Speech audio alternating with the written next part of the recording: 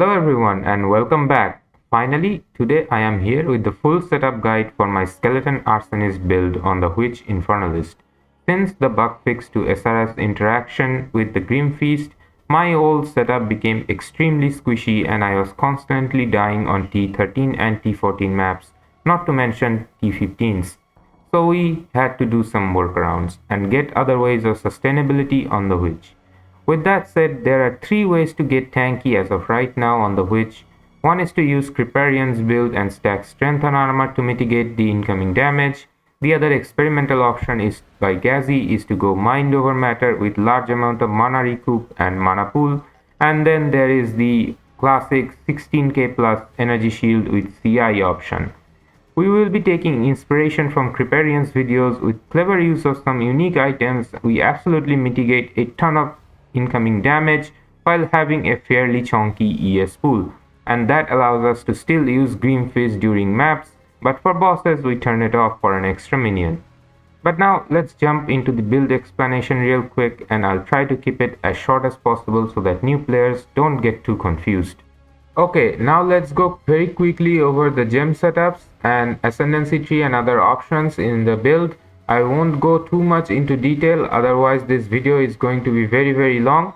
I'll only explain the intricacies and mechanics that I am using to keep myself safe in higher tier maps.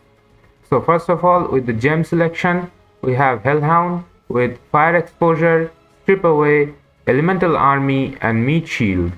Then we have Skeletal Arsonists with Scatter Shot, Martial Tempo, Fire Infusion, Immolate and Minion Mastery. This is going to be changed with Fire Penetration later on when I have more levels into the gem itself. With Raging Spirits, our Minion Aura, this has Fire Mastery, Fire Penetration, Feeding Frenzy and Primal Armament. The last one is going to be Elemental Focus. For Flame Wall, we have Fortress, Spell Cascade and Energy Barrier. Energy Barrier is to get ourselves energy recharging on demand. Then Flammability Curse with Heightened Curse, Persistence for longer duration and Focus Curse. Then we have Pain Offering, our main offering skill. This has Ablation, Font of Rage and Font of Blood. Then Bone Offering with Font of Mana. Grim Feast is used only during maps for extra energy shield recovery, but otherwise on bosses we turn this off for an extra minion. Then we have Unearth as the optional skill. You can choose to skip it altogether. We have Maim, Infernal Legion, Minion Instability and Culling Strike. That's it for the skill section of the tree or of the build. Then we have the Ascendancy. For the Ascendancy, we want Hellhound as our first one, then Altered Flesh on the second one, Bedat's Will on the third one, and Bedat's Hand on the fourth one.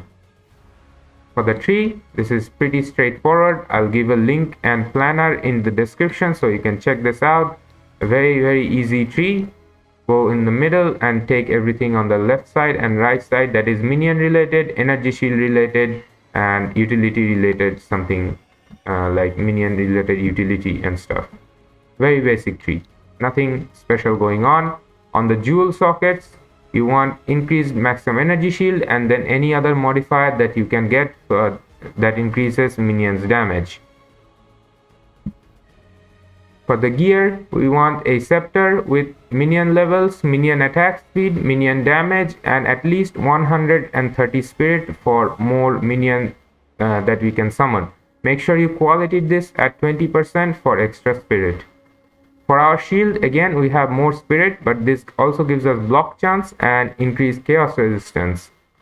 Try to get this shield with 2 sockets if possible, if they are cheap, otherwise 1 socket is fine enough. For our body armor, we are using Cloak of Flames.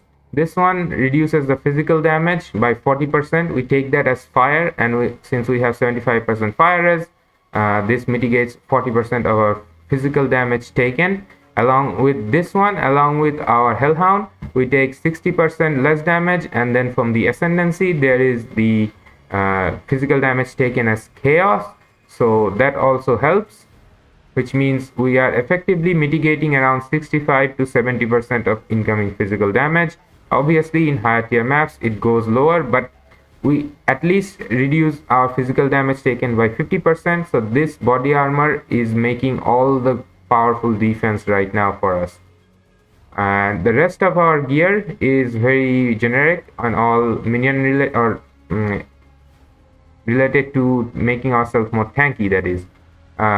For the helmet though, we want +2 level of minion skills, and everything else is for resistance and life, energy shield, all that stuff. For our amulet, we want a solar amulet with extra spirit and minion skills, and then the rest of the gear is all about life and resistances. Jewelry, you want dexterity and strength in one of them, or one of each, so that you can socket your support gems into your skill. And that is going to be it for the overview of the build. I don't want to go too long on this video because this also might get nerfed in the future. So I'll end it here. If you have any questions, keep them in the comments and I'll try to answer them. There will also be a planner, so you can check out at your will. And with that said, have a good day, exiles. Enjoy in Path of Exile 2, and don't forget to stay sane.